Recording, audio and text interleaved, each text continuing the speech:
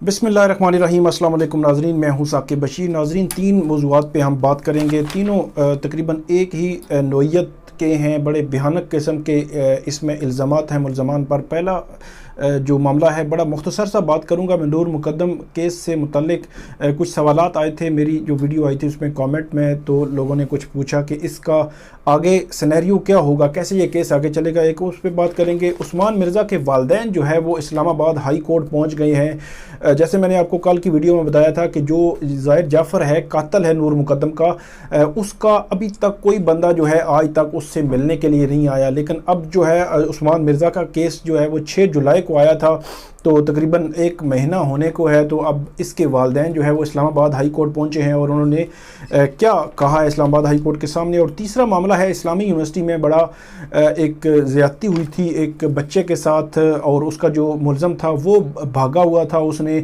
ज़मानत कबल अज़ गिरफ्तारी करवा रखी थी। उस केस की भी आज समाअत हुई, उसकी डिटेल आपके सामने रखते हैं। सबसे पहले हम नूर मुक़द्दम केस से मुतल्लिक़ की बात कर लेते हैं। कल का बड़ा दिन बड़ा अहम है। इस केस का जो फ्यूचर है वो डिटरमिन होगा, क्योंकि कल ज़ाकिर जाफ़र और इस्मत आदम की ज़मानत बाद अज़ गिरफ्तारी है और उस पर कल ही फैसला आने का इम्कान है। दूसरा एलिमेंट इसमें अहम है, जो लोगों ने पूछा, कमेंट में पूछा कि इस केस में अब आगे क्या हो सकता है। 16 अगस्त को ज़ाकिर जाफ़र जो ज़ाहिर जाफ़र है, इसको अदालत जो है वो अदालत में पेश किया जाएगा 14 रोज़ा जुडिशल रिमांड पर। अब वो जेल में है, जेल में ही रहेगा। इन्वेस्टिगेशन मुकम्मल हो चुकी है।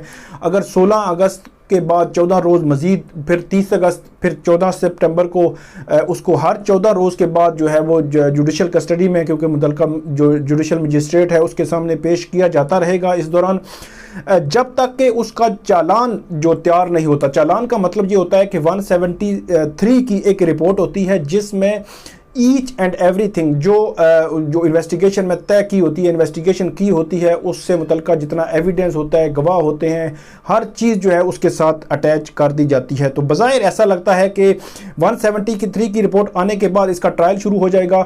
इसमें अब ये ज़मानत दायर करने का भी इसके पास इख्तियार आ गया है। तो जिस तरह वज़ीर-ए-आज़म इमरान खान ने भी और हाई लेवल पे इस केस को देखा जा रहा है, तो ऐसे लगता है कि सितंबर में चालान जो है 173 की रिपोर्ट तैयार होगी और उसके बाद केस सुना जाएगा और 3-4 माह इसके ट्रायल में लग सकते हैं। यह है नूर मुक़द्दम का मामला। दूसरा हम बात करते हैं, बड़ा वो भी भयानक किस्म का एक्ट था। 6 जुलाई को वीडियो सामने आई थी। उस्मान मिर्ज़ा जो मरकज़ी मुलज़म है, उसमें जो लड़का और लड़की उन पर जिनसी तशद्दुद किया गया था, वो केस भी बड़ा अहम जो है वो आगे जा रहा है।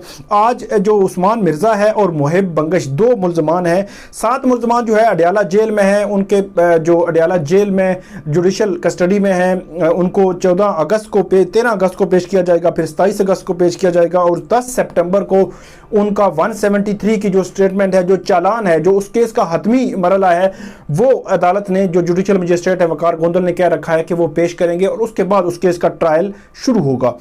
इसमें आज हुआ ये है कि इस्लामाबाद हाई कोर्ट में जो वालदैन हैं मरकज़ी मुलज़म उस्मान मिर्ज़ा के और मुहिब बंगश के, उनकी जानिब से एक दरख्वास्त दायर की गई कि उनकी मुलाकात जो है वो नहीं करवाई जा रही।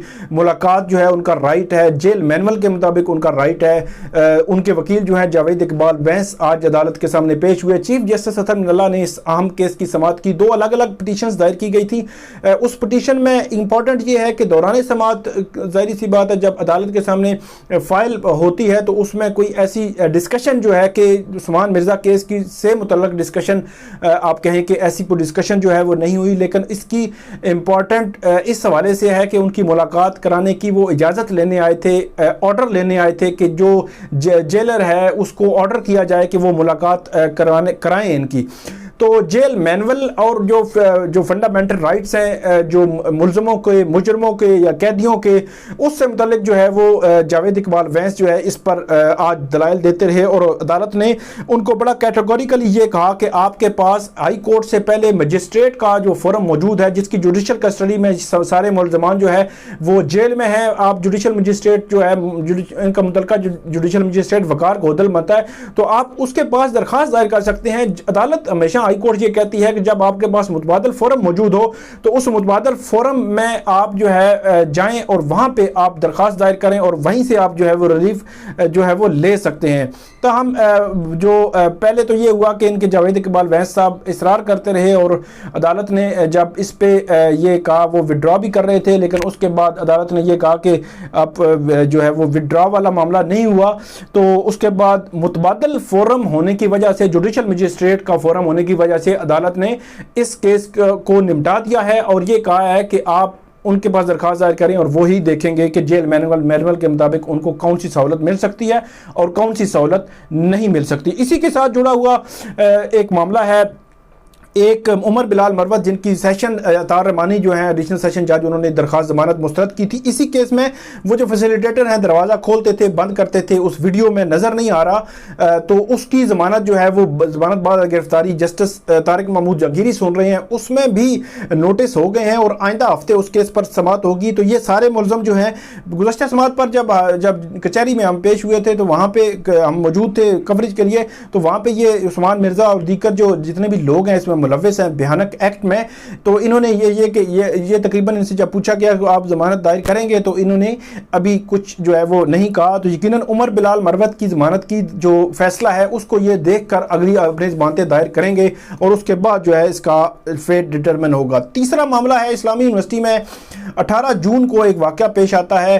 रात को तकरीबन 2-2:30 बजे एक लड़का जो है कायद-ए-आज़म यूनिवर्सिटी का जो फूड पांडा जो है वो उसके फूड डिलीवरी का काम करता है, वहाँ पे गया और उसको जो जिनसी तशद्दुद का निशाना बनाया गया, उसके साथ ज़्यादती की गई।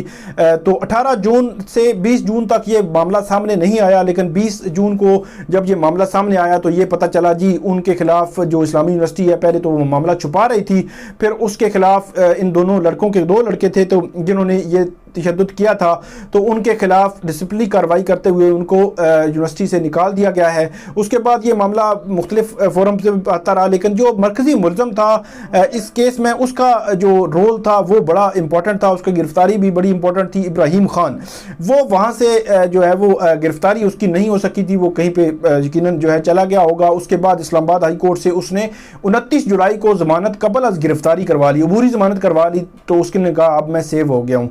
लेकिन जस्टिस जो तारिक महमूद जहांगीरी हैं उन्होंने आज बड़ी मुख्तसर सी डेट रखी और आज जो है वो 3 अगस्त को उस केस की उन्होंने समाअत की और आज जो उनके मुलज़मान के दलाइल थे, उनके वकील के दलाइल सुनने के बाद अदालत ने उस मुलज़म की ज़मानत कबल अज़ गिरफ्तारी है उसको खारिज किया है और उस मुलज़म को इस्लामाबाद पुलिस ने इस्लामाबाद हाई कोर्ट से ही जो है वो गिरफ्तार कर लिया है। दूसरे लफ्ज़ों में आप ये कह सकते हैं कि 18 जून को होने वाले वाक़े में 3 अगस्त को मुलज़म जो है वो गिरफ्तार हुआ है। ये तकरीबन डेढ़ माह का जो है वो वक्त बनता है।